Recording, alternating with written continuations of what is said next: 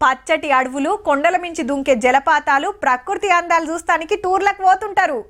అడవిలా ఆడాడ ఇసిరి పడేసినట్టుండే గిరిజన ఆదివాసి గూడాలను చూస్తే మస్తు అనిపిస్తుంది. ఇండ్లు సుత మట్టి గోడలు, తాటా కప్పులతోని ముద్దుగుంటాయి.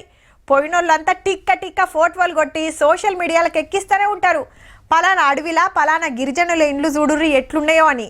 అట్లనే వాళ్ళ తిండి, వాళ్ళ పద్ధతులు సుత అలాగుంటాయి. గవ్వి చూడాలంటే అడవికే పోవాల్సిన పని లేదుల్లా, పట్నంలా గిడి పోతే చాలు.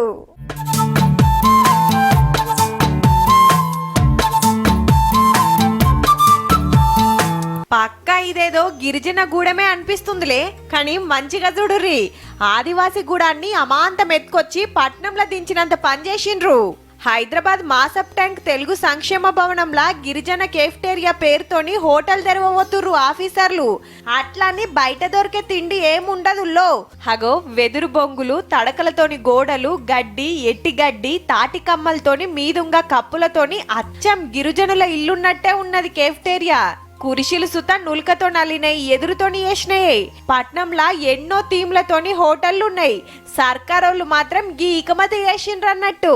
మన మ్యూజియం ప్రెమిసెస్ లో ఈ నగర ప్రజలకి కూడా మన గిరిజన ఆహారం ఏదైతే ఉందో అది హెల్దీ కాబట్టి ఇక్కడ ప్రజలకి అందుబాటులోకి తెస్తే బాగుంటుంది, అట్లాంటి ఏర్పాట్లు చేద్దాము అని వారు సూచనలు ఇచ్చేసి ఒక ఆర్డర్స్ ఇచ్చారు.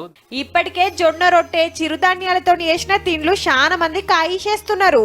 గిరిజనులే తయారు చేసి వండి వడ్డిస్తారు. గిరిజన తెగలు దాగే షాయే, కాఫీల కాంచలి, స్వీట్లతో పాటు 20 రకాల పిండి వంటలుంటాయట. సో ఆ ఎండిన పూలతోటి రకరకాల ఆహారాలు చేస్తారు, ఒక 20 రకాల ఆహారాలు చేస్తారు.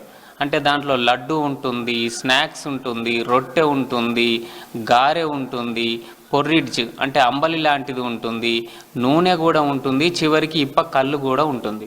చిరుధాన్యాలతో చేసిన బిస్కెట్లు, పొడులు సుత అమ్ముతారు. అంతేకాదుల్లో తెలంగాణ సర్కారు అధికారికంగా పండుగ చేసే 11 గిరిజన దేవుళ్లకు గుడులు సుత కట్టిండ్రు. గిరిజనుల ఇండ్ల లెక్కనే కట్టిండ్రు గుడులు సుత. ఒక్కో తెగను బట్టి ఒక్కో గుడిసేసిండ్రు. కొన్ని తడకలతోని కట్టి మీదుంగా గడ్డి వరిస్తే కొన్నిటి మీద తాటాకులు వరిసిండ్రు.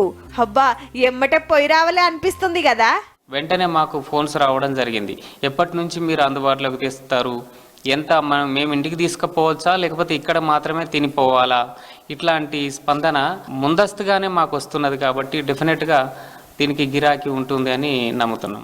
జూన్ 2 తెలంగాణ పుట్టినరోజు పండుగకు ముందుగానే చాలు చేస్తారట తీయుర్రి.